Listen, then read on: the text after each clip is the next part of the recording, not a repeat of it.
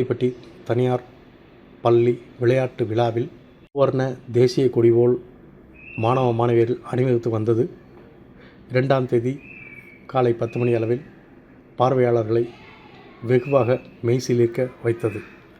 மாவட்டம் ஆண்டிப்பட்டியில் உள்ள தனியார் பள்ளியின் 21வது விளையாட்டு விழா பள்ளி மைதானத்தில் நடைபெற்றது. மதுரை தீயணைப்புத்துறை மண்டல இயக்குனர் ராஜேஷ் கண்ணன் சிறப்பு விருந்தினராக கலந்து கொண்டு மாணவ மாணவியர் கொடிவைப்பு அணிமரியாதை ஏற்றுக்கொண்டு விளையாட்டு விழாவை பலூன் பறக்கவிட்டு தொடங்கி வைத்தார். பள்ளி மாணவர்களின் கூட்டு உடற்பயிற்சி பெற்றோர் மிகவும் கவரும் வண்ணமாக அமைந்திருந்தது. விழாவின் முக்கிய அம்சமாக தேசிய கொடியின் மூவர்ண வண்ணத்தில் 100க்கும் மேற்பட்ட மாணவ மாணவியர்கள் வரிசையாக நின்று தேசிய கொடியை பிரதிபலிக்கும் வண்ணம் அணிவகுத்து வந்தது.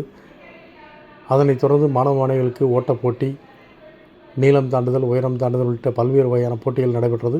போட்டியில் வெற்றி பெற்றவர்களுக்கு பரிசுகளும் பதக்கங்களும் வழங்கப்பட்டது. மைதானத்தில் போட்டியை பார்வையிட பெற்றோர்கள், பொதுமக்கள் என ஏராளமானோர் கலந்து கொண்டு மாணவ மாணவியர்களை உற்சாகப்படுத்தினர்.